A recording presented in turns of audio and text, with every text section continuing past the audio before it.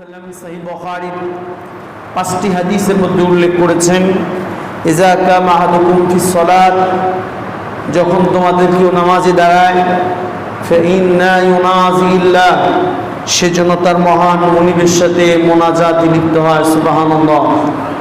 আল্লাহ রাসূল সাল্লাল্লাহু আলাইহি ওয়াসাল্লাম সহিহ বুখারীর 531 নম্বর হাদিসের মধ্যে উল্লেখ করেন, ইজা কামাল মুমিনুন ফি সালাত, যখন মুমিনগণ সালাতে দাঁড়ায়, ফাইন্না ইউনাজিল্লাহ, তখন সেটা আল্লাহর সাথে মোনাজাত করে। সুবহানাল্লাহ ওয়া বিহামদিহি।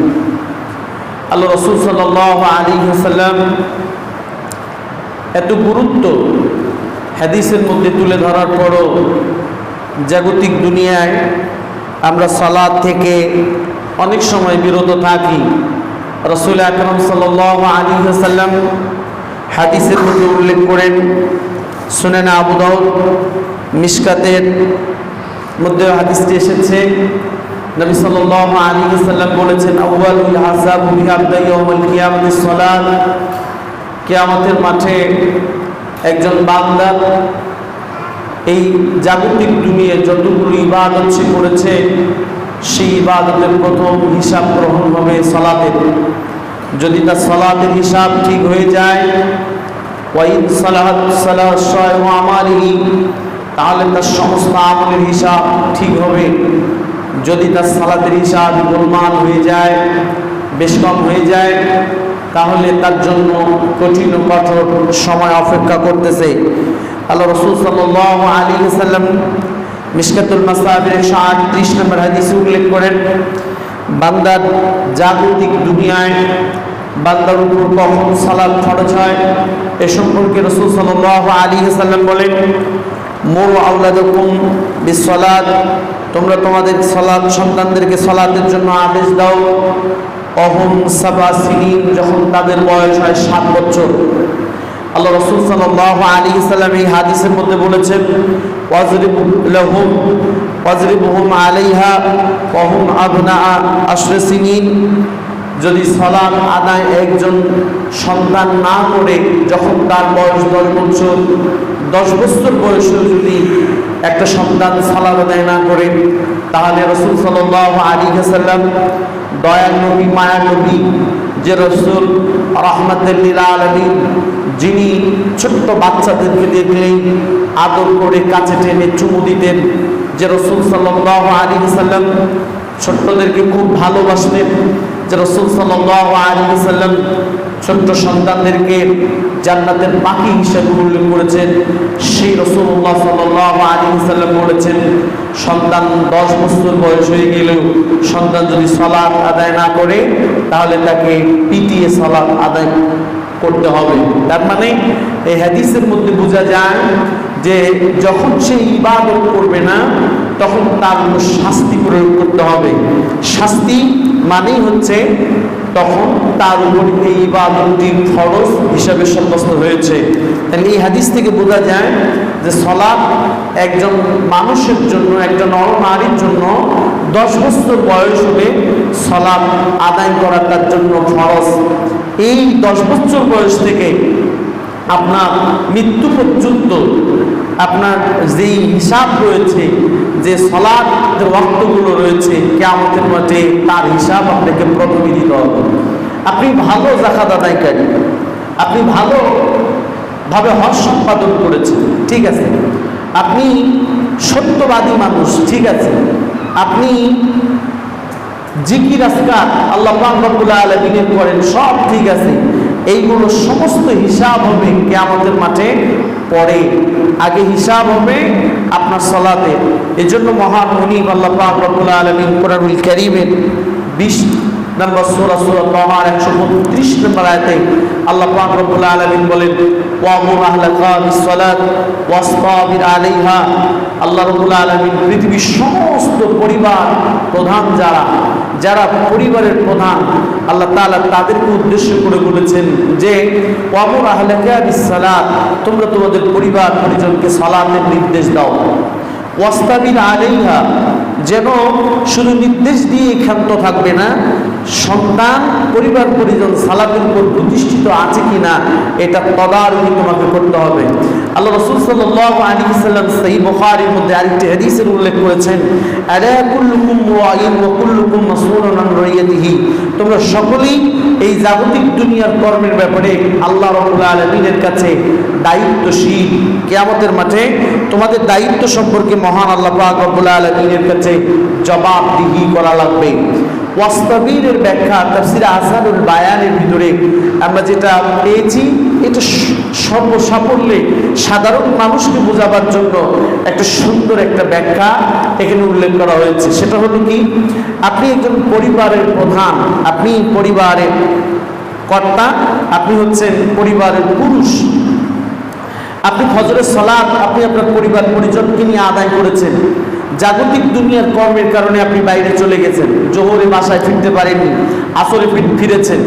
আসরে বাড়িতে এসেই আপনার প্রথম পরিবারের সাথে যে কথা বিষয়ে হিসাব নিকাশ হবে সেটি হচ্ছে স্ত্রীকে বলতে হবে, পরিবার তুমি এবং সন্তানাদি জোহরের সালাত আদায় করেছে কি করে নাই।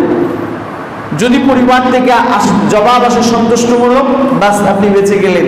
যদি জবাব আসে যে না আমি কিংবা আমার সন্তান বা আমার ছেলে আমার মেয়ে এখনো জোহরের সালাত আদায় করেনি, আপনি পরিবারের প্রধান হিসেবে তাৎক্ষণিক সন্তানকে বা আপনার স্ত্রীকে সালাত আদায় করে নেবেন।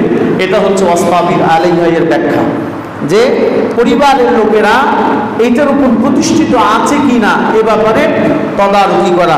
প্রিয় উপস্থিতি, নবী সাল্লাল্লাহু আলাইহি ওয়াসাল্লাম এজন্য কত কঠোর কঠিনভাবে বলেছেন।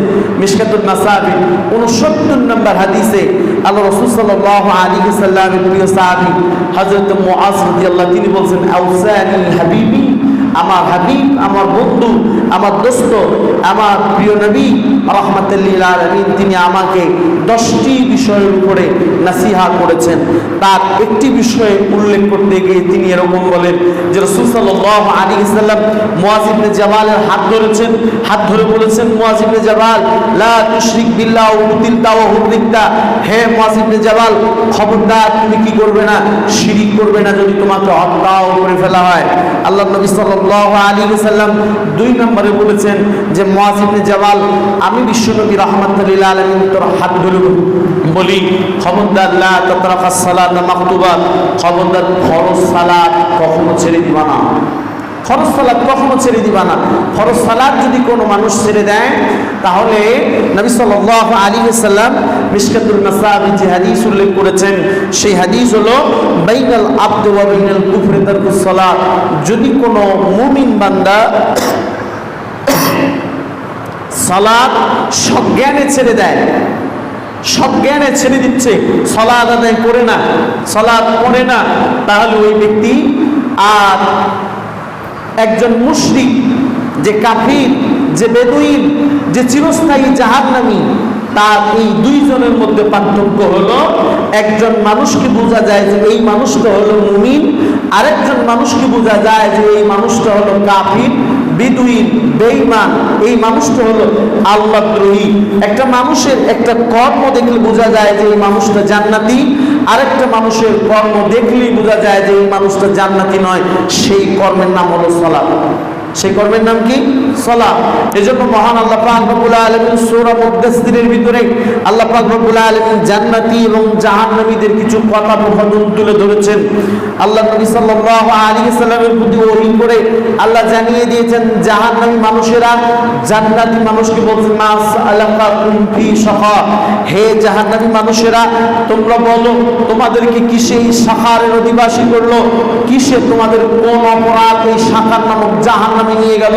তখন তারা বলছে ক্বালু লাম নাকু মিনাল মুসাল্লিন, আমরা পৃথিবীতে একটাই প্রথম এই সাখার নামক জাহান্নামে আসার জন্য যতগুলো কারণ, তার মধ্যে প্রথম 1 নাম্বার কারণ হচ্ছে আমরা দুনিয়ার জমিনে আমরা কি ছিলাম না, নামাজই ছিলাম না, নামাজ আদায় করিনি, সালাত আদায় করিনি।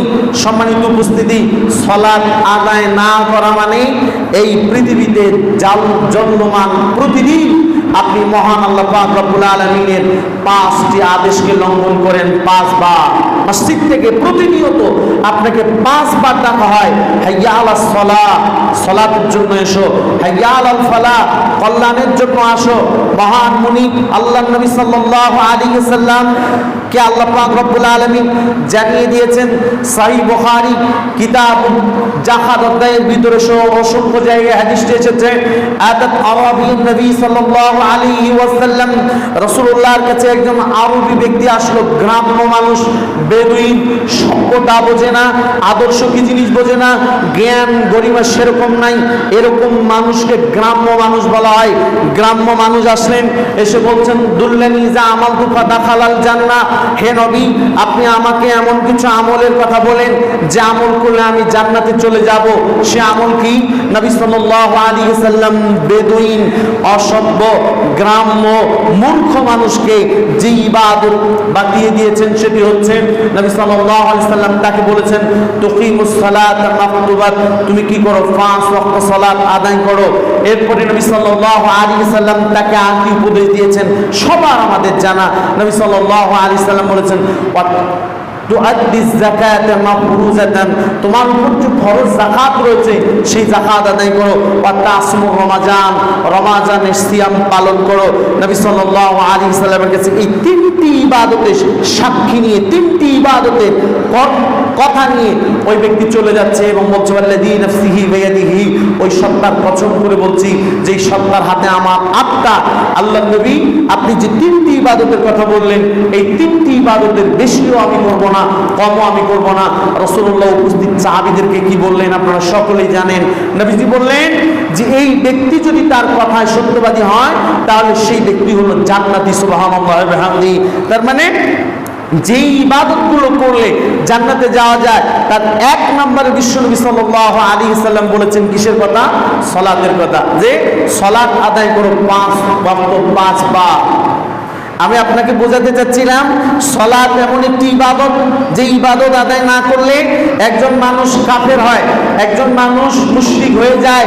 আল্লাহর নবী সাল্লাল্লাহু আলাইহি ওয়াসাল্লামের প্রতি আল্লাহ ওহী করে জানিয়ে দিয়েছেন, সূরা জারিয়াতে 56 নম্বর আয়াতে আল্লাহ বলছেন ওমা খালাকতুল জিন্না ওয়াল ইনস ইল্লা লিয়াবুদুন, আমি জিন আর ইনসানকে এই কারণে সৃষ্টি করেছি কেবলমাত্র তারা আমার দাসত্ব করবে, তারা আমার গোলামি করবে, তারা আমার ইবাদত করবে। ইবাদতের জগতের যত ইবাদত রয়েছে তার মধ্যে অন্যতম একটি ইবাদত, যে ইবাদতের ঘোষণা আল্লাহর পক্ষ থেকে প্রত্যেক দিন 5 বার দেওয়া, যে ইবাদতের জন্য আল্লাহ পাক রব্বুল আলামিন 17 রাকাত ফরজ সালাতকে লিপিবদ্ধ করে দিয়েছেন। 17 দুগুণা 34টা ফরজ সেজদা আপনার উপর লিপিবদ্ধ রয়েছে। তার মানে আপনি যদি একদিন সালাত আদায় না করেন তাহলে আপনি 34টা আল্লাহর আদেশকে লঙ্ঘন করবেন। ভাইটা 34টা আদেশ লঙ্ঘন করেছেন আপনি। অথচ ফেরেশতাদের মধ্য থেকে যিনি ছিলেন যার নাম হলো ইবলিস, আল্লাহ পাক রব্বুল আলামিনের আদেশ মানতে মানতে মানতে মানতে এমন একটা পর্যায়ে চলে গিয়েছিল, মুকাররাবুন, তাকে উপাধি হয়েছিল যে আল্লাহ নৈকট্যশীল একজন। সে ব্যক্তি কয়টা আদেশ লঙ্ঘন করেছে? শুধু আল্লাহ পাক রব্বুল আলামিন বলেছে উসজুদু লিআদম, আদমকে সিজদা করো, ফাসাজাদু ইল্লা ইবলিসা, সবাই সিজদা করলো কিন্তু ইবলিস সিজদা করলো না। আবা ওয়াস্তাকবারা, সে তাকাব্বুরি করলো, সে বলল আনা খায়রুম মিনহু খালাকতানি মিন তিন খালাকতানি মিন নার ওয়া খালাকতাহু মিন তিন, আমি তার থেকে উত্তম, আমাকে সৃষ্টি করেছেন আগুন থেকে, তাকে সৃষ্টি করেছেন মাটি থেকে। আল্লাহ পাক রব্বুল আলামিন শুধু এই একটি আদেশ লঙ্ঘন করার কারণে তাকে আল্লাহ পাক রব্বুল আলামিন চিরস্থায়ী জাহান্নামী হিসেবে সাব্যস্ত করে দিয়েছেন। সম্মানীয় উপস্থিতি, কঠোর কঠিন ইবাদতের জগতে এই একটি ইবাদত, যে ইবাদত একবারে নগদ একটা মানুষ আল্লাহর নাফরমান হওয়ার জন্য নগদ প্রমাণ। এই জন্য রাসূল সাল্লাল্লাহু আলাইহি ওয়াসাল্লাম সহিহ মুসলিমে এই 82 নম্বর হাদিসের মধ্যে বলেছেন যে একজন মানুষকে দেখলেই বোঝা যায় যে সে মুমিন না কাফের। সেটা কোন ইবাদত দিয়ে বলে? সালাত যদি পড়ে সে মুমিন, সালাত যদি না পড়ে সে কাফের। আল্লাহ রাসূল সাল্লাল্লাহু আলাইহি ওয়াসাল্লাম সহিহ মুসলিম কিতাবুস সালাত অধ্যায়ের মধ্যে বলেছেন যদি কোনো মানুষ মসজিদে যায় সালাতের জন্য, মসজিদ থেকে বের হয় সালাত আদায় করে, তাহলে দুনিয়ার বাসী আমার উম্মতে মুহাম্মাদি তোমরা জেনে রাখো, তোমরা সাক্ষী দাও ওই মানুষের কি রয়েছে, ঈমান রয়েছে। সুবহানাল্লাহ, তার ঈমান রয়েছে, এটা তোমরা কি করো, সাক্ষী দাও।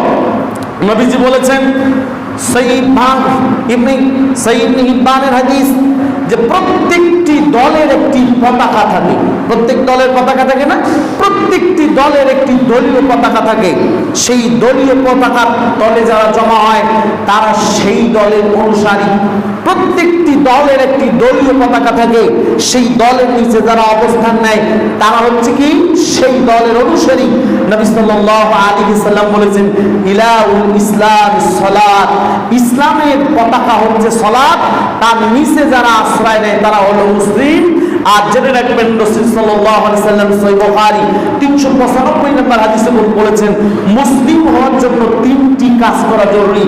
এক, মান সাল্লা সালাতানা ওয়াস্তাকবালা কিবলাতানা ওয়া ক্বালা যাবহিতানা ফাযালিকাল মুসলিম। নবীজি বলেছেন যে ব্যক্তি মান সাল্লা সালাতানা, আমার মতো করে সালাত আদায় করে, ওয়াস্তাকবালা কিবলাতানা, আমাদের কিবলাকে কিবলা মনে করে, ওয়া ক্বালা যাবহিতানা, আমাদের মতো জবাহ করে খায়, ফাযালিকাল মুসলিম, ওই ব্যক্তি হলো মুসলিম। ওই ব্যক্তি হলো কি মুসলিম। তাহলে মুসলিম পরিচয় দেওয়ার জন্য কয়েকটি শর্ত নবীজি বললেন এখানে, তিনটির মধ্যে দুইটি শর্ত হলো সালাতের সাথে রিলেটেড। সালাতের সাথে রিলেটেড, যে এক নম্বর হলো মান সাল্লা সালাতানা, যে ব্যক্তি আমাদের মতো কি করে সালাত আদায় করে। কোন দিকে, কোন মুখ করে সালাত আদায় করে, ওয়াস্তাকবালা কিবলাতানা, এবং কি কিবলাকে কি মনে করে, কিবলা মনে করে। এজন্য রাসূল সাল্লাল্লাহু আলাইহি ওয়াসাল্লাম সহিহ বুখারী 661 নম্বর হাদিসের মধ্যে বলেছেন সাল্লু কামা রাআইতুমুনি উসাল্লি, তোমরা আমাকে যেভাবে সালাত আদায় করতে দেখেছো ঠিক ওইভাবে কি করো, সালাত আদায় করো।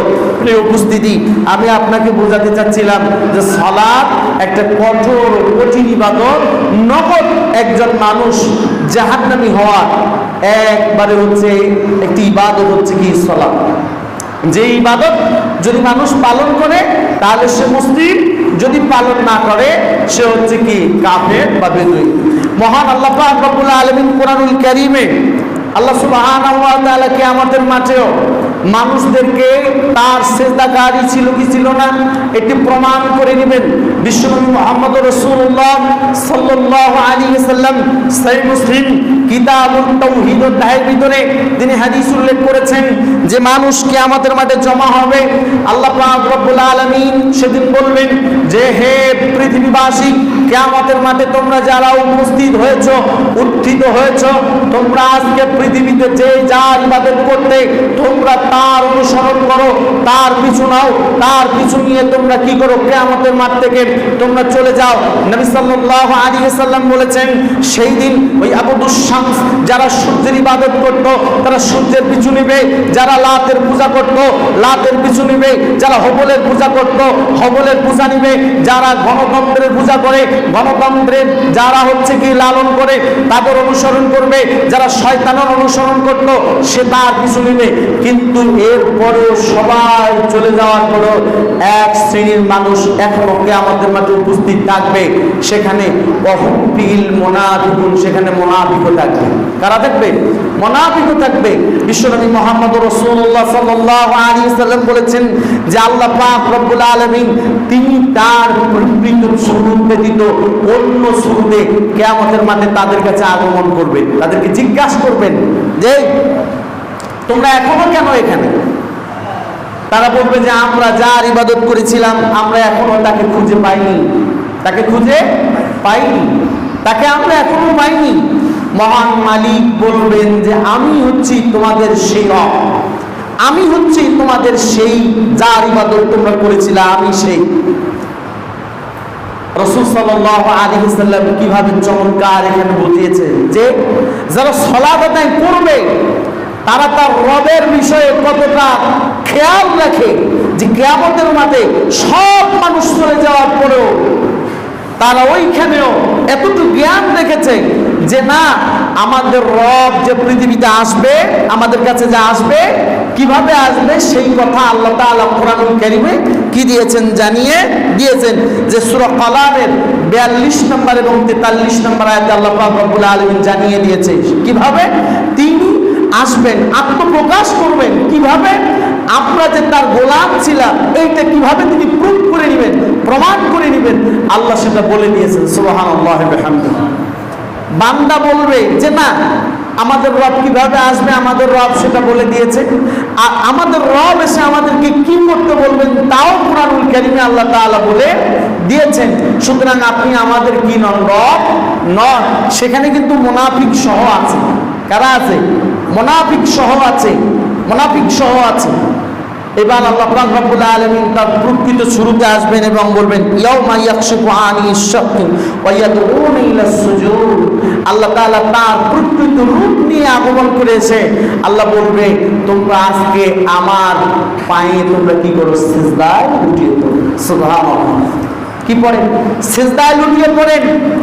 সিজদা করে তোমরা আজকে, তোমরা যে পৃথিবীতে আমার গোলাম ছিলে, আমার যে আবেদ ছিলে, আমি পৃথিবীতে তোমাদের যে অসংখ্য নিয়ামত দ্বারা তোমাদেরকে লালিত পালিত করেছি, এই নিয়ামতের যে শুকরিয়া আদায়কারী ছিলে, এটার জন্য তোমরা কি করো, এখন আমাকে সিজদা করো। সম্মানিত হাজিরিন, সেদিন যে কেবলমাত্র জুমা মসজিদে সালাত আদায়ের জন্য আসে, যে কেবলমাত্র জানাজার সালাত আদায় করার জন্য যায়, যে কেবলমাত্র দুই ঈদে কেবলমাত্র নিজেকে নামমাত্র মুসলিম পরিচয় দেওয়ার জন্য গায়ে উপস্থিত হয়, এই সমস্ত ব্যক্তি সেদিন আল্লাহর সামনে আল্লাহর পায়ে সিজদা কি দিতে পারবে? দিতে পারবে না। তারা দিতে পারবে না। তাদের মেরুদণ্ড সেদিন স্থির হয়ে থাকবে। আল্লাহ পাক রব্বুল আলামিন বলেছেন ওয়ালাউল আসলামা মান ফিস সামাওয়াতি ওয়াল আরদ তাআউ ওয়া কাররুন। পৃথিবীতে স্থিতিশীল এবং অস্থিতিশীল, চলমান, গতিহীন এবং গতি আছে যার, এই উভয়, যার প্রাণ আছে এবং যার প্রাণ নেই, উভয় সৃষ্টি ইচ্ছা এবং অনিচ্ছায় আনুগত্য করে কার? আল্লাহ। আল্লাহর আনুগত্য করে।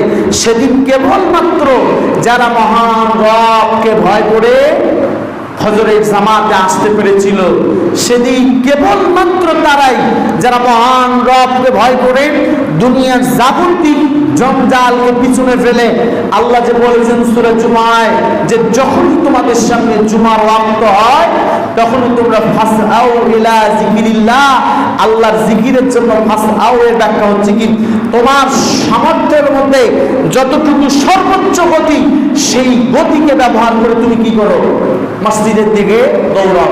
আপনার একটা মোটরসাইকেল আছে বাড়িতে, এখন আপনি আজকে জুমা মসজিদে হেঁটে এসেছেন, ওয়াক্ত হয়েছে, আপনি ওই গাড়িতে মানে দ্রুত, যত দ্রুত যাওয়া যায় আপনি তত দ্রুত আসার জন্য কি করেন, চেষ্টা করেন। এটা হলো ফার্স্ট আওয়ারের ব্যাখ্যা। তোমরা দ্রুত আগাও, দ্রুত আসো। এই যে যারা ফজরের জামাতে আসতে পেরেছিল, যারা জুমা মসজিদে যথাসময়ে আসতে পেরেছিল, যারা জাগতিক দুনিয়ার সমস্ত জঞ্জালকে পিছনে ফেলে ওয়াক্ত মতো সালাত আদায় করেছিল, আল্লাহর সামনে সেদিন কিয়ামতের মাঠে সেদিন তারাই কেবলমাত্র সিজদা দিতে সক্ষম হবে, নচেত আর যারা বাকিরা আছে তারা সিজদা দিতে সক্ষম হবে না। এরা চলে যাবে জাহান্নামে। কোথায় চলে যাবে? জাহান্নামে যাবে। কিন্তু মহান রব্বে কারীম তিনি তার রহমত দিয়ে এক সময় এদেরকে জাহান্নাম থেকে বের করে নিয়ে আসবেন। সহিহ বুখারী কিতাবুল শেষের হাদিস রয়েছে ৭৩৭৩ নম্বর হাদিস সহিহ বুখারীর। এই হাদিসের মধ্যে রাসূল সাল্লাল্লাহু আলাইহি ওয়াসাল্লাম বলেন, জান্নাত এবং জাহান্নাম যখন হয়ে যাবে তখন মহান আল্লাহ পাক রব্বুল আলামিন আল্লাহ ইচ্ছা করবেন তিনি রহমত করার জাহান্নামবাসীদের উপর। আল্লাহ পাক রব্বুল আলামিন ফেরেশতাদেরকে বলবেন, ফেরেশতারা তোমরা যাও জাহান্নামের মধ্য থেকে ওই সমস্ত মানুষগুলোকে বের করে নিয়ে আসো, লাম ইউশরিক বিল্লাহ, যারা আল্লাহর সাথে শিরিক করেনি তাদেরকে তোমরা বের করে নিয়ে আসো।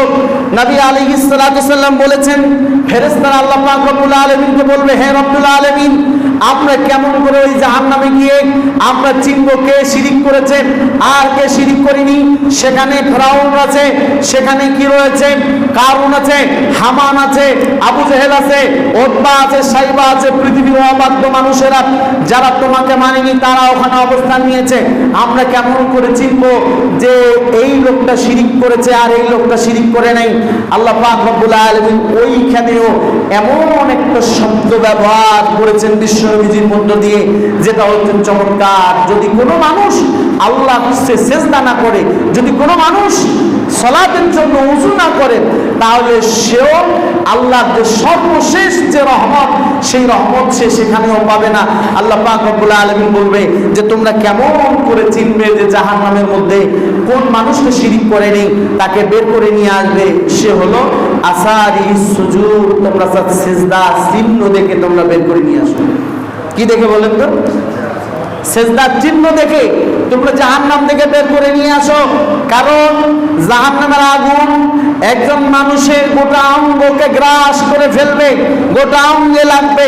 কিন্তু যেই 7 অঙ্গে আপনি মহান আল্লাহকে সিজদা করেছেন, সেই 7 অঙ্গ জাহান্নামের আগুন ভক্ষণ করতে পারবে না। এই 7 চিহ্ন দেখে ফেরেশতারা জাহান্নামীদেরকে বের করে নিয়ে যাবে। বের করে নিয়ে যেয়ে তাদেরকে একটা নদীতে বা একটা পুকুরে, একটা প্রবাহমান একটা নদীতে তাদেরকে ছেড়ে দেওয়া হবে। বিশ্বনবীজি বলেছেন তাদের সংখ্যা হবে এমন। কেমন সংখ্যা? আল্লাহ নবীজি বলেছেন যখন কোনো নিম্ন ভূমি বা উঁচু ভূমি দিয়ে বন্যা চলে যায়, তখন সেই জমিতে পলিমাটি পড়ে। সেই পলিমাটি যখন শুকায়, সেখানে যদি কেউ পাট বীজ রোপণ করে দেয়, তাহলে প্রত্যেকটা পাট বীজ অঙ্কুরোদ্গম হয়। সেই পাটের সংখ্যা এত বেশি হয় যা গণনার মধ্যে নয়, যা মালিক গণনা করতে পারে না। নবী সাল্লাল্লাহু আলাইহি সাল্লাম বলেছেন যে ওই পলিমাটিতে পাট বীজ যেভাবে গজায়, অঙ্কুরোদ্গম হয়, তাদের সংখ্যা যেমন অনেক হয়, ঠিক ওই রকম তাদের সংখ্যা হবে। জান্নাতীরা দেখে বলবে হাজা রাহমাত রাব্বি, এই লোকটা আমাদের রবের রহমত প্রাপ্ত বান্দা। কারণ তাদের শরীরের এক পাশ হবে কালো আর এক পাশ হবে ফর্সা। সুবহানাল্লাহ। সম্মানিত উপস্থিতি, আপনাকে আমি সংক্ষিপ্ত আকারে বুঝালাম যে আপনি যদি সালাত আদায় না করেন, তাহলে আপনাকে জাগতিক ইহকাল থেকে একবারে পরকাল পর্যন্ত, জাহান্নাম পর্যন্ত আপনার বাঁচার কোনো রাস্তা থাকবে না। আর যদি আপনি আদায় করেন, তাহলে আপনি সর্বশেষ, যদিও পৃথিবীতে কোনো কারণে আপনি যদি জাহান্নামে চলে যান, তাহলে আল্লাহ পাক রব্বুল আলামিন সেখান থেকে আপনাকে কি করবেন? বের করবে। কি দেখে? সিজদা চিহ্ন দেখে। প্রিয় উপস্থিতি, এজন্য বিনীত অনুরোধ করব যে যারা দায়িত্বশীল রয়েছেন, যারা পরিবারের প্রধান রয়েছেন, আপনি আপনার সন্তানদেরকে, আপনি আপনার পরিবার পরিজনকে জাহান্নামের এই আগুন থেকে বাঁচাবার জন্য চেষ্টা করেন।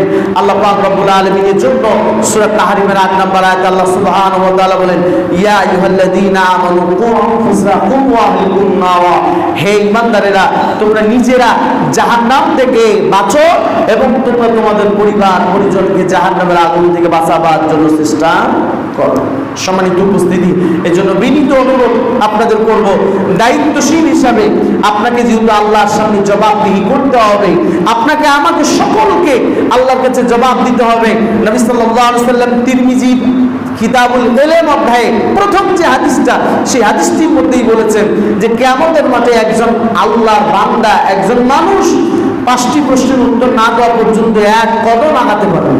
এক কদম আপনি সামনে আগাতে পারবেন না যতক্ষণ না আল্লাহ পাক রব্বুল আলামিনের সামনে আপনাকে 5টি প্রশ্নের উত্তর দিতে না হয়। তার মধ্যে কি? 1 নম্বর প্রশ্ন হবে আন উমরিহি, আপনার বয়স সম্পর্কে। তা আপনার বয়স সম্পর্কে যে আল্লাহ প্রশ্ন করবে, এই হায়াত যে আল্লাহ পাক রব্বুল আলামিন দিয়েছে, সেই হায়াত থেকে আপনি কোন কাজে লাগিয়েছেন, কোন পথে ব্যয় করেছেন, এটা সম্পর্কে আল্লাহ তাআলার কাছে আপনাকে জবাব দিতে হবে। 2 নম্বর প্রশ্ন হবে ওয়ান সাবাবিহি, বিশেষ করে আপনার যৌবনকাল সম্পর্কে আল্লাহ তাআলা আপনাকে প্রশ্ন করবে। বোঝাতে চাচ্ছিলাম যে আপনাকে, আমাকে, সকলকে আল্লাহর কাছে এই জবাবদিহি করা লাগবে। আল্লাহ তাআলার কাছে আপনার আমার জীবন বুঝিয়ে দেওয়া লাগবে। সুতরাং যার যতটুকু দায়িত্ব রয়েছে সেই দায়িত্ব যথাযথভাবে যদি আপনি আদায় না করেন, আল্লাহ রাসূল সাল্লাল্লাহু আলাইহি ওয়াসাল্লাম সহিহ বুখারীর মধ্যে বলেছেন যে যখন কাউকে আল্লাহ তাআলা দায়িত্বশীল মনে করে তখন তাকে দায়িত্ব দেয়। আল্লাহ তাআলা সূরা বাকারার সর্বশেষ আয়াতে বলেছেন, লা ইউকাল্লিফুল্লাহু নাফসান ইল্লা উসা। আল্লাহ মানুষের সাধ্যের বাইরে কাউকে কোনো বোঝা চাপিয়ে দেন না। আপনি বহন করার যোগ্য বিধায় আল্লাহ তাআলা আপনাকে একজন স্ত্রী দিছে, আপনি বহন করার যোগ্য বিধায় আল্লাহ তাআলা আপনাকে 5-6টা ছেলে দিয়েছেন।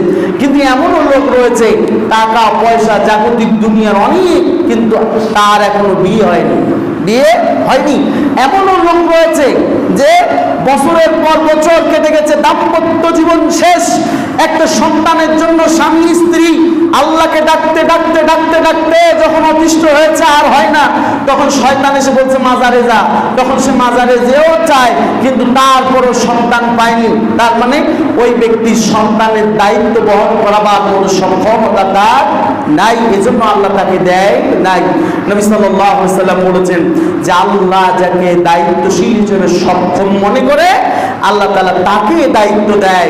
দায়িত্বপ্রাপ্ত হওয়ার পর একটা মানুষ যখন তার দায়িত্বের অবহেলা করে, নবী সাল্লাল্লাহু আলাইহি ওয়াসাল্লাম বলেছেন যে ওই ব্যক্তি কিয়ামতের মাঠে তার আমল দিয়ে জান্নাতে যাওয়া তো দূরের কথা, জান্নাতের সুগন্ধি পর্যন্ত পাবে না। কি পর্যন্ত পাবে না?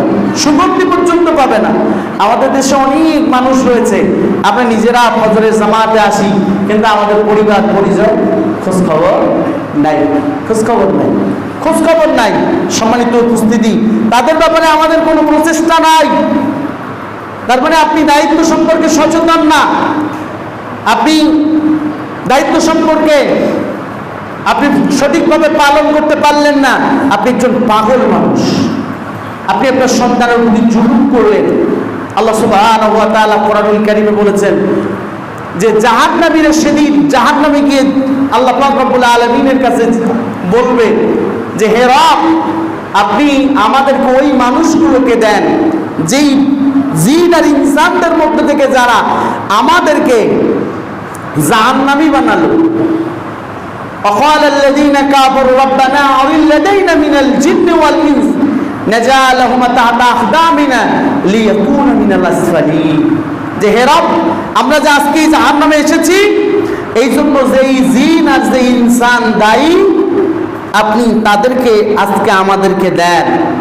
আল্লাহ তাআলার কাছে তারা বলবে, তারা অভিব্যক্তি প্রকাশ করবে যে আমরা আজকে তাদেরকে আমাদের পায়ের নিচে ফেলে দেব।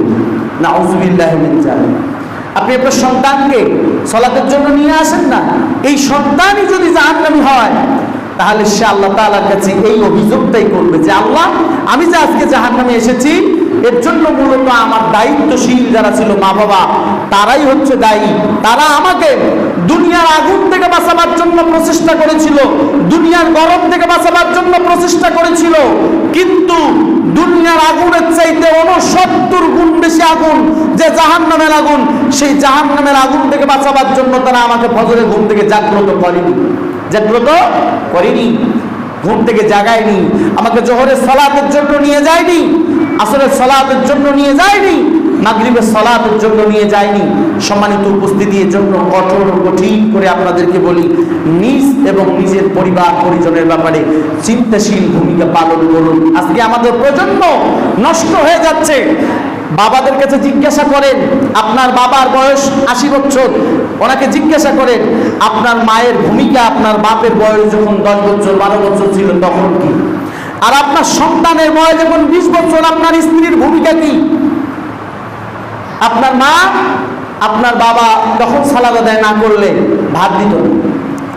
আপনার মা মানে আপনার বাবাকে আপনার দাদি সালাত আদায় যদি আপনার বাবা না করতেন তাহলে হচ্ছে কি তাকে পিটাতেন, দাঁড়িয়ে থেকে সালাত আদায় করে নিতেন। অথচ আপনার দাদি মূর্খ মানুষ আর আপনার স্ত্রী MA পাস, আপনার স্ত্রী ডিগ্রি পাস, সর্বনিম্ন হলেও তো SSC পাস একটা মহিলাকে আপনার বাবা বিবাহ করেছে, আপনি বিবাহ করেছেন। সম্মানিত উপস্থিতি, এটা চিন্তা করেন যে জ্ঞান আর হচ্ছে সেই জামানার মূর্খ মানুষ, কিন্তু দুইটার মধ্যে সবচেয়ে বড় ডিফারেন্স হচ্ছে হচ্ছে ইমানের দিক থেকে চিন্তা চেতনার মধ্যে পার্থক্য। আপনার দাদি আর আপনার স্ত্রী এক নয়, আপনার দাদি আর আপনার মা এক নয়। তার থেকে আপনার দাদি থেকে আরো উপরে যান, আরো ইসলামী সভ্যতা পাবেন, আরো ভালো। দেখেন আপনার 4 জন ফুপু, 4 জনেই এমন পর্দাশীল। আপনার 4 ফুপুর ব্যাপারে গ্রামে এমন কোনো নেতিবাচক কথা নেই, সব আছে ইতিবাচক কথা। তার মানে আপনার দাদি সক্ষম হয়েছিল 4 মেয়েকে পর্দার সহিত নিয়ে যাওয়া, অথচ আপনার দাদি 5 পাসও করেনি, স্কুলের বারান্দাও কোনোদিন যায়নি। আপনার চাচি, আপনার দাদি একজন মানবিক ইমানি চেতনাশীল একজন মানুষ ছিলেন, অথচ আপনার স্ত্রী একজন MA পাস মানুষ, আপনার স্ত্রী একজন কলেজের লেকচারার, আপনার স্ত্রী একজন প্রাইমারি টিচার, আপনার স্ত্রী একজন BA পাস মানুষ, অথচ আপনার 1-2টা মেয়ে, সেই 2টা মেয়েকেই সে পর্দা করে বাড়ি থেকে বের করাতে পারে না, এই জন্য তো রাসূল সাল্লাল্লাহু আলাইহি সাল্লাম কঠিন করে বলেছেন, আদ-দায়ুসু লা ইয়াদখুলুল জান্নাহ, দায়ুস কোনদিন জান্নাতে যাবে না। সাহাবায়ে কেরাম সেই সময় আল্লাহ রাসূলকে প্রশ্ন করেছিলেন, ইয়া রাসূলুল্লাহ, দায়ুস কারা? নবীজি বলেছেন, আল্লাযী ইউকাররিফু ফি আহলিহিল খাবাইস, যে ব্যক্তি, যেই দায়িত্বশীল, যেই মা বাবা তার পরিবার পরিজনের সন্তানদেরকে অশ্লীলতার সুযোগ দেয়, অশ্লীলতা বেহায়াপনার সুযোগ দেয়, ওই ব্যক্তি হলো দায়ুস। ওই ব্যক্তি কি দায়ুস? সন্তান নামাজ আদায় করে না, সালাত করে না, আপনার পরিবারের প্রধান হিসেবে আপনার কোনো তদারকি নেই, আপনি দায়ুস। আপনি মা, আপনার মেয়ে নামাজ আদায় করে না, সালাত আদায় করে না, আপনি খোঁজ খবর রাখেন না, আপনিই দায়ুস। সম্মানিত উপস্থিতি, বিনীত অনুরোধ করব সন্তানদেরকে আপনারা হচ্ছেন সলাতের ব্যাপারে খোঁজ খবর নেবেন। সলাত এমন একটি ইবাদত, যে ইবাদতের ব্যাপারে আমি বলেছি যে এই ইবাদত তো হচ্ছে এমন ইবাদত যে ইবাদতের মধ্য দিয়ে মহান আল্লাহ পাক রব্বুল আলামিনের সাথে কথোপকথন করা যায়, যেটা সহিহ মুসলিম 395 নম্বর হাদিস। আমরা এই হাদিস অসংখ্যবার শুনেছি। আন আবি হুরায়রা রাদিয়াল্লাহু তাআলা আনহু, আবু হুরায়রা রাদিয়াল্লাহু থেকে বর্ণিত, তিনি বলেন, মান সাল্লা সালাতান লাম ইয়াকরা ফিহা বিউম্মুল কুরআন, কোন ব্যক্তি যদি সালাত আদায় করে এবং সে যদি উম্মুল কুরআন সূরা ফাতিহা তেলাওয়াত না করে, তাহলে ফাহুয়া খিদাজুন, তার সালাত হচ্ছে কি এক গর্ভপাতের মতো। গর্ভপাত মানে আপনার স্ত্রীর গর্ভে সন্তান এসেছে। আপনি চিন্তা করেন আপনার স্বামী স্ত্রী 2 জনের যে আমরা আমাদের এই সন্তানকে ইঞ্জিনিয়ার বানাবো, আমরা এই সন্তানকে ডাক্তার বানাবো, আমরা এই সন্তানকে আলেম বানাবো, কিন্তু সেই সন্তান গর্ভপাত হয়ে গেল। গর্ভপাত এমন একটা জিনিস যে আপনার এই ভালো চিন্তা চেতনা থাকার পরও সন্তানটা যখন গর্ভপাত হয়ে যায়, তার হাত, পা, চোখ, কান, নাক, মুখ সবই আছে, কিন্তু হচ্ছে কি যতটুকু সময় তার মায়ের গর্ভের ভিতরে থাকা দরকার, এই সময় সে ওখানে থাকতে পারেনি। তার আগেই সে মৃত্যু হিসাবে সেখান থেকে বের হয়ে গেল। আপনার সমস্ত ভালো চিন্তা চেতনা এবং তার হাত, পা, চোখ, কান, নাক, মুখ সমস্ত কিছু থাকার পরও ওই জিনিসটা আপনার কি কোনো কাজে দিবে? কোনো কাজে দিবে না। নবী সাল্লাল্লাহু আলাইহি সাল্লামের প্রিয় সাহাবী আবু হুরায়রা রাদিয়াল্লাহু তিনি বুঝালেন যে কেউ যদি সূরা ফাতিহা সালাতে না পড়ে, তাহলে ওই সালাত দিয়ে তার জান্নাত যাওয়ার চিন্তা আছে, ঠিক ওই সালাতের মধ্যে রুকু আছে, সিজদা আছে, কওমা আছে, তাসবিহ আছে, তাহলিল আছে, সমস্ত ঠিক, তারপরও ওই সালাত তার জন্য গর্ভপাতের মতো, মানে কি এটা তার কোনো কাজে আসবে না।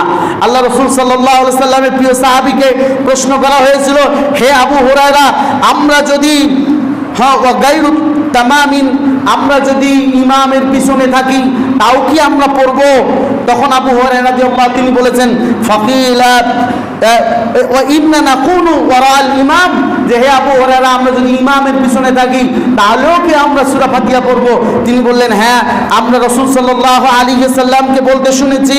রাসূল সাল্লাল্লাহু আলাইহি সাল্লাম বলেছেন যে কাসামতুস সালাত বাইনিহি ওয়া বাইনা আবদিহি, আমি সালাতকে 2টা ভাগে ভাগ করে নিয়েছি আমার মাঝে এবং আমার বান্দার মাঝে। সম্মানিত উপস্থিতি, এই হাদিস আমরা অসংখ্যবার আমরা শুনেছি। বান্দা যখন সালাতে দাঁড়ায় তখন সে মহান আল্লাহ পাক রব্বুল আলামিনের সাথে কথোপকথন করে, কথা বলে। আপনি একজন পিতা হিসাবে আপনার সন্তানকে এই মুহূর্তে যদি সুযোগ পান ডক্টর ইউনূসের সাথে কথা বলার, তাহলে কি সেই সুযোগ করে দিবেন কি দিবেন না? দিবেন কি দিবেন না? আপনি যদি আরো একটু সুযোগ হয়, হোক না আমেরিকার প্রেসিডেন্ট নাস্তিক বেদুইন, হোক না ইহুদি খ্রিস্টান, কিন্তু যদি সুযোগ হয় আমেরিকার প্রেসিডেন্ট যদি আপনার মোবাইলে কল দেয়, দিয়ে বলে যে আপনার সন্তানের সাথে আমি কথা বলতে চাই, তা আপনি তড়িৎ গতিতে লাগাই দেবেন। কারণ এইটা হচ্ছে কি আপনার সন্তানের জীবনে একটা স্মৃতিচারণ হিসেবে থাকবে। সম্মানিত উপস্থিতি, আরও যদি পৃথিবীর কোনো সম্মানিত মানুষের সাথে কথা বলার সুযোগ পান, আপনি এবং আপনার পরিবার পরিজন সেই সুযোগ গ্রহণ করবেন কি করবেন না? করবেন। কিন্তু এই গোটা পৃথিবীকে যিনি সুশোভিত করেছেন, গোটা পৃথিবীর মানুষকে যিনি সম্মান দিয়ে সম্মানিত করেছেন, মিশকাতুল মাযাহিব 5555 নম্বর হাদিস, গোটা পৃথিবীর মানুষকে সম্মান দেওয়ার মালিককে আল্লাহ। আল্লাহ তাআলা বলবেন আলাম উকরিমকা, হে পৃথিবীর মানুষ বলো আজকে তুমি আমার সামনে দাঁড়িয়ে রয়েছো, আমি কি তোমাকে পৃথিবীতে সম্মানিত করিনি? তখন বান্দা বলবেন হ্যাঁ আপনি আমাকে সম্মানিত করেছেন, আপনি সম্মানিত। তাহলে সম্মান দেওয়ার মালিক আল্লাহ।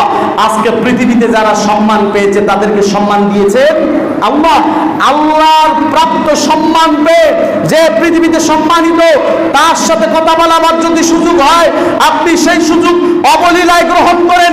সেই সুযোগ গ্রহণ করার জন্য কাউকে যদি ধরা লাগে তাও ধরেন, সেই সুযোগ গ্রহণ করার জন্য যদি কোনো অর্থ সম্পদ ব্যয় করা লাগে তাও করেন। কিন্তু যিনি সকল সম্মানের মালিক, সে মহান আল্লাহ পাক রব্বুল আলামিন আপনাকে বলতেছেন, সুযোগ দিচ্ছে যে তুমি সালাতে দাঁড়াও, কথা বলবে আমার সাথে। সুবহানাল্লাহ। কার সাথে? আল্লাহর সাথে। পাগলে বোঝে না কে আমেরিকার প্রেসিডেন্ট আর কে রাস্তার ফকির, কে রাস্তার ফকির। পাগল বোঝে না কার সাথে কোন ভাষায় কথা বলা লাগবে।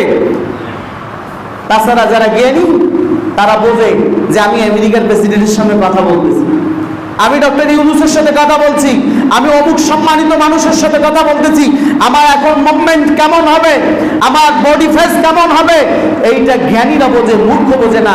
আল্লাহ পাক রব্বুল আলামিনের সামনে আল্লাহ প্রতিনিয়ত 5 বার 17 রাকাত সালাতে আপনাকে আল্লাহ ডাকতেছে, তুমি আসো আমি তোমার সাথে কথা বলি। কিন্তু আপনি এত পাগলের পাগল, আপনি আল্লাহর এই আহ্বানে সাড়া না দিয়ে আপনি পাগলের মতো, পাগলের চাইতেও আপনি কি করতেছেন, ঘুরতেছেন। আল্লাহ এমনি কুরআনুল কারীমে বলে নাই, সূরা আনআমে আল্লাহ বলেছে না যে ওয়ালাহুম আয়ুনুন লা ইয়াবসিরুনা বিহা, যাদের চক্ষু আছে চক্ষু দিয়ে দেখার পরেও এরা কি না দেখার ভান করে। ওয়ালাহুম আযানুন লা ইয়াসমাউনা বিহা, তাদের কান রয়েছে কান দিয়ে শোনার পরও না শোনার ভান করে। উলাইকা কাল আনাম, এরা হচ্ছে চতুষ্পদ জন্তুর মতো। শুধু তাই নয়, বাল হুম আদম, এতে তার চেয়েও তো নিম্ন, তার চেয়েও নিম্নমানের। নিম্নমানের কি? কোরআনুল কারীমে 3 ধরনের প্রাণীর বর্ণনা এসেছে। কয় ধরনের? 3 ধরনের। বলি আমি আপনাদের বোঝাবার জন্য। কোরআনুল কারীমে কি উটের নাম নাই? আমরা সূরা পড়ি না, আফালা ইয়ানজুরুনা ইলাল ইবলি কাইফা খুলিকাত, মানুষ কি দেখে না আমি উটকে কিভাবে সৃষ্টি করেছি? আবার আল্লাহ পাক রব্বুল আলামিন সূরা মাইদায় বলে নাই যে তোমাদের জন্য শুয়োরের গোশত, লাহমুল খিনজির, এটা শুয়োরের গোশত কি তোমাদের জন্য হারাম। আবার সূরা আনআমের মধ্যে আল্লাহ পাক রব্বুল আলামিন বলেছেন যে কুকুর এমন একটা প্রাণী, তার উপরে কিছু দিলেও সে হাঁপায়, না দিলেও হাঁপায়, না দিলেও হাঁপায়। এই 3টা প্রাণীর যে কথা বললাম, 3টায় চতুষ্পদ প্রাণী কিনা বলেন? চতুষ্পদ না। তাহলে আল্লাহ পাক রব্বুল আলামিন যে বললেন উলাইকা কাল আনাম, এরা চতুষ্পদ প্রাণীর মতো, বাল হুম আদাল, অথবা তার চেয়েও নিম্নমানের। তাহলে নিম্নমানের আছেন, এরা কি উটের চাইতে নিম্নমানের? উটের চাইতে নিম্নমানের যদি হতো তাও একটা কথা ছিল। এরা কি কুকুরের চাইতে নিম্নমানের? কুকুরের চাইতেও নিম্নমানের নয়। এরা হচ্ছে কি যাদের চক্ষু আছে চক্ষু দিয়ে দেখিয়াও দেখে না দেখার ভান করে, কান দিয়া শোনার পরেও না শোনার ভান করে, অন্তর আছে অন্তর দিয়া বুঝার পরেও না বুঝার ভান করে। এরা উটের সাথে নিম্নমানের নয়, এরা কুকুরের সাথে নিম্নমানের নয়, এরা হচ্ছে শুয়োরের চাইতেও নিম্নমান। কার চাইতে? শুয়োরের চাইতেও নিম্ন।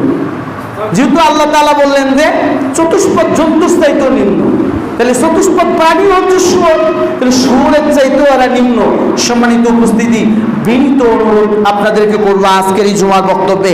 আমি যদি আজকে এসেছি আর সুযোগ হতেও পারে নাও হতে পারে, এজন্য বিনীত অনুরোধ করব আপনারা সালাত অন্তত আদায় করেন। আল্লাহ পাক রব্বুল আলামিন আমাদেরকে কবুল করুন, আমরা সকলে পড়ি আমিন। প্রিয় উপস্থিতি, বিশ্বনবী মুহাম্মদ রাসূলুল্লাহ সাল্লাল্লাহু আলাইহি ওয়াসাল্লাম তার সর্বশেষ জিন্দিগিতে তিনি সর্বশেষ যে হাদিস বলেছেন, সর্বশেষ যে তার কথা, সেই কথা হলো কি, আল্লাহ রাসূল সাল্লাল্লাহু আলাইহি সাল্লাম সহিহ সুনানে আবু দাউদ 5156 নম্বর হাদিসের মধ্যে আল্লাহ নবী সাল্লাল্লাহু আলাইহি সাল্লাম বলেছেন, আন আলী রাদিয়াল্লাহু থেকে বর্ণিত আরেকটি হাদিস আপনাকে বোঝাই, সহিহুল বুখারী কিতাবুল জুমআ অধ্যায় এবং কিতাবুল আযান দুই অধ্যায়ে হাদিসটা এসেছে। আব্দুল্লাহ ইবনে আব্বাস রাদিয়াল্লাহু হাদিসটি বর্ণনা করেন। আচ্ছা বলেন তো, নবী সাল্লাল্লাহু আলাইহি সাল্লাম তার মৃত্যুর 4 দিন আগে, কয়দিন আগে? 4 দিন আগে, মৃত্যুর 4 দিন আগে সম্ভবত মুহাদ্দিস আলে কেরাম বলেছেন এশার সালাতে, বলেন তো কোন সালাত? এশার সালাতে আল্লাহ রাসূল সাল্লাল্লাহু আলাইহি সাল্লামের সাহাবীগণ দাঁড়িয়ে গিয়েছেন, আবু বকর রাদিয়াল্লাহু ইমামতিতে সালাত শুরু হয়েছে। আল্লাহ রাসূল সাল্লাল্লাহু আলাইহি সাল্লামের প্রিয় সাহাবী আব্দুল্লাহ ইবনে আব্বাস রাদিয়াল্লাহু বলছেন যে আয়েশা রাদিয়াল্লাহু আনহা বর্ণনা করেন, আব্দুল্লাহ ইবনে আব্বাস রাদিয়াল্লাহু সেই হাদিস বলেছেন যে আয়েশা রাদিয়াল্লাহু আনহা বলছেন যে মৃত্যুর 4 দিন আগে বিশ্বনবী রাহমাতাল লিল আলামিন অনুমতি দিলেন আবু বকর যেন ইমামতিতে সালাত পড়িয়ে দেয়। আবু বকর রাদিয়াল্লাহু ইমামতিতে যখন সালাত শুরু হয়ে গেল, কয়েক স্টেপ পরে, যে কয়েকবার আদেশ দেওয়ার পরে যখন আবু বকর রাদিয়াল্লাহু সালাত আদায় করলেন, তখন আয়েশা রাদিয়াল্লাহু আনহা বলছেন আল্লাহর নবী 2 জন সাহাবীর কাঁধের উপর ভর দিয়ে তিনি যাচ্ছিলেন। এইভাবে হাদিসের মধ্যে এসেছে যে তার পা মাটিতে ধেদরে যাচ্ছিল, অর্থাৎ পা যে মাটিতে নুয়ে নুয়ে যাচ্ছিল, এই নুয়ে যাওয়ার কারণে, পা ধেদরে যাওয়ার কারণে মাটিতে জমিনে দাগ পড়তেছিল। আল্লাহ নবীজির 2 পায়ে 2টা দাগ হচ্ছিল। আব্দুল্লাহ ইবনে আব্বাস রাদিয়াল্লাহু বলেন, হে উম্মুল মুমিনিন, আপনি কি বলবেন ওই 2 জন লোক কারা? তখন আয়েশা রাদিয়াল্লাহু আনহা বলেছেন যে একজন হলো আলী রাদিয়াল্লাহু, আরেকজনের নাম আমার এই মুহূর্তে মনে পড়ে না। আব্দুল্লাহ রাদিয়াল্লাহু তিনি বাড়িতে গিয়ে তার পিতা আব্বাস রাদিয়াল্লাহুকে বলেছেন যে আব্বা, আয়েশা রাদিয়াল্লাহু আনহা আজকে একটা হাদিস বলেছেন যে নবীজি তার মৃত্যুর 4 দিন আগে এশার সালাতে যাচ্ছিলেন, আবু বকর রাদিয়াল্লাহু ইমামতিতে জামাত দাঁড় হয়েছে, ওই জামাতে বিশ্বনবীজি শরীক হচ্ছিলেন, কিন্তু তিনি 2 জন সাহাবী কাঁধের উপর ভর দিয়ে তিনি জামাতে যাচ্ছিলেন। পায়ের এমন গতি ছিল, দাঁড়াবার কোনো অবস্থা ছিল না, পা এত অবশ ছিল যে পা জমিনের উপর দিয়ে ধেদরিয়ে যাচ্ছিল, জমিনে রেখা 2টা পড়ে গিয়েছে। উম্মুল মুমিনিন আয়েশা রাদিয়াল্লাহু বলেছেন যে একজন হলো আলী, আরেকজনকে আপনি কি জানেন? আব্বাস রাদিয়াল্লাহু বলেছেন আরেকজন আমি আব্বাস। আমি আব্বাস। আপনাকে আপনার অনুভূতিতে জাগ্রত করাই, এই রাসূল সাল্লাল্লাহু আলাইহি ওয়াসাল্লাম এর ব্যাপারে আমরা সবাই জানি আল্লাহ তাআলা তার আগের পরের কোনো কি গুনাহ আছে নাকি? হ্যাঁ, কোনো গুনাহ নাই। নবীগণ মাসুম। আহলে সুন্নাত ওয়াল জামাতের আকীদা হলো, আমাদের আকীদা হলো নবী রাসূলগণ কি মাসুম। এইটা এইভাবে বলাও মুশকিল যে আল্লাহ তাআলা নবীজির আগের গুনাহ পরের গুনাহ মাফ করে দিয়েছেন, এটা বলাও যায় না।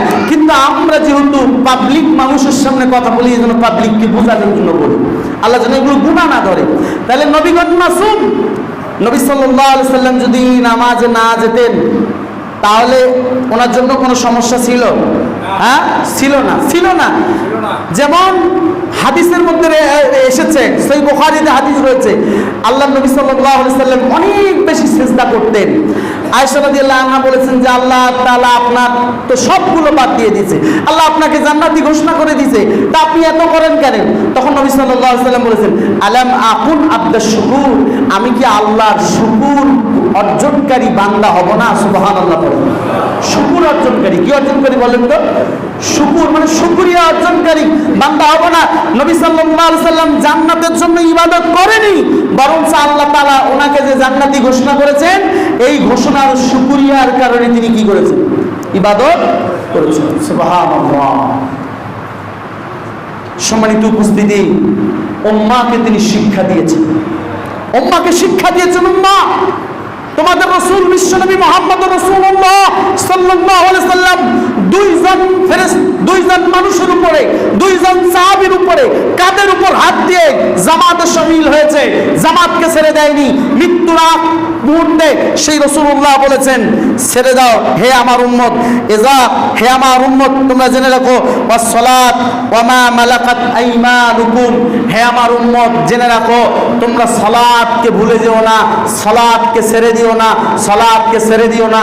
কারণ যারা সালাত ছেড়ে দেয় তারা উম্মতে মুহাম্মাদি হিসাবে থাকে না। প্রিয় উপস্থিতি, আজকের এই জুমার খুতবায় আমি আপনাকে সালাতের গুরুত্ব সম্পর্কে বোঝাতে গিয়ে যে নাতিদীর্ঘ কথা বললাম, এই নাতিদীর্ঘ কথা তখনই আপনার অন্তরে স্মরণ থাকবে, তখনই আপনার অন্তরে দাগ কাটবে যদি আপনার অন্তর তাকওয়ার গুণী কি হয়, গুণান্বিত হয়, যদি আপনার অন্তরে আল্লাহ ভীতি থাকে। এজন্য আল্লাহ পাক রব্বুল আলামিন সূরা রুমের 31 নম্বর আয়াতে আল্লাহ তাআলা বলেন, মুনিবিনা ইলাইহি ওয়াত্তাকুহু, তোমরা একনিষ্ঠভাবে মহান আল্লাহ পাক রব্বুল আলামিনের অভিমুখী হও, তোমরা একনিষ্ঠভাবে এক হৃদয় নিয়ে আল্লাহ অভিমুখে তোমরা আগমন করো। ওয়ালা ওয়াকিমুস সালাত, আর তোমরা নামাজ কায়েম করো। ওয়ালা তাকুনু মিনাল মুশরিকিন, খবরদার তোমরা নামাজ বাদ দিয়ে মুশরিক হয়ে যাও। কি হয়ে যেও না? মুশরিক হয়ে যেও না। সম্মানিত উপস্থিতি, আল্লাহ রাসূল সাল্লাল্লাহু আলাইহি ওয়াসাল্লাম বলেছেন, লা তুসাহিব ইল্লা মুমিনান, জেনে রাখো দুনিয়াতে তোমরা মুমিন ব্যতীত কাউকে বন্ধু হিসাবে গ্রহণ করবে না। কাকে ব্যতীত? বন্ধু হিসাবে যদি গ্রহণ করা প্রয়োজন হয়, মুমিনদেরকে বন্ধু হিসাবে গ্রহণ করো। ওয়ালা তাকুল তাআমাকাত তাকিল্লাত তাকি, আর তোমার খাবারে যেন কোনো মুমিন ব্যতীত কেউ না খায়। তার মানে বিশ্বনবী সাল্লাল্লাহু আলাইহি ওয়াসাল্লাম বুঝিয়েছেন যে তুমি কি করো, মুমিন বন্ধু হিসাবে যে ব্যক্তি মুমিন তাকে গ্রহণ করো। সালাত বাদ দিয়ে কেউ মুমিন থাকতে পারে না। যে সালাত আদায় করে না তার সাথে বন্ধুত্ব করা যাবে না। যে সালাত আদায় করে না তার খাদ্য উৎসৃষ্ট আপনার খাওয়া যাবে না। সম্মানিত উপস্থিতি, সালাত পরিত্যাগ করা এত বড় গুনাহের কাজ, এত বড় খারাপ কাজ। এজন্য আসুন বিনীত অনুরোধ করব আপনাদেরকে যে আল্লাহ পাক রব্বুল আলামিন যেহেতু বলেছেন ওয়ামুর আহলাকা বিসসালাত, তোমরা তোমাদের পরিবার পরিজনকে সালাতের নির্দেশ দাও, ওয়াস্তাবির আলাইহা, এবং তার উপর তারা যেন প্রতিষ্ঠিত থাকে এটা তদারকি করেন। আল্লাহ তাআলা আপনাকে এবং আমাকে সকলকে 5 ওয়াক্ত সালাত কায়েমকারী এবং আমাদের পরিবারের পরিজনের ব্যাপারে আমাদেরকে সালাতের তদারকি হিসেবে আল্লাহ কবুল করুক। আমরা পড়ি আমিন। আল্লাহ তাআলা আমাদের অতীত জিন্দেগীর গুনাহটা মাফ করুক। আমরা সকলে পড়ি আমিন। বিনীত অনুরোধ করবো, এই সালাত আপনি পড়বেন কার পদ্ধতি অনুযায়ী? অবশ্যই এটা হতে হবে রাসূল সাল্লাল্লাহু আলাইহি ওয়াসাল্লামের পদ্ধতি অনুযায়ী। কারণ নবী সাল্লাল্লাহু আলাইহি ওয়াসাল্লাম সহিহ বুখারী কিতাবুল ইতিসাব ওয়াস সুন্নাহ হাদিস নাম্বার 7282 নবীজি বলেছেন, কুল্লু উম্মাতিন ইয়াদখুলুনাল জান্নাহ, আমার প্রত্যেকটা উম্মত জান্নাতে যাবে, ইল্লা মান আবা, কিন্তু আমাকে অস্বীকারীগণ জান্নাতে যাবে না। সাহাবায়ে কিরাম জিজ্ঞাসা করলেন, ওয়ামান ইয়াবা ইয়া রাসূলুল্লাহ, হে আল্লাহর রাসূল কারা আপনাকে অস্বীকার করে? নবীজি বলেছেন, মান আতানি ফাকাদ দাখালাল জান্নাহ, যে ব্যক্তি আমার দেখানো পদ্ধতি অনুযায়ী আল্লাহকে রাজি খুশি করার চেষ্টা করে ওই ব্যক্তি জান্নাতে যাবে। ওয়ামান আসানি ফাকাদ আবা, আর যে ব্যক্তি আমার নাফরমানি করবে সেই ব্যক্তি জান্নাতে যাবে না। আল্লাহ তাআলা আমাদের প্রত্যেকটি কাজে এবং কর্মে রাসূল সাল্লাল্লাহু আলাইহি ওয়াসাল্লামের আনিত জীবন ব্যবস্থা অনুযায়ী, তার ইত্তেবা অনুযায়ী, তার অনুসরণ অনুযায়ী আমাদেরকে করার তৌফিক দান করুক। আমরা সকলে পড়ি আমিন।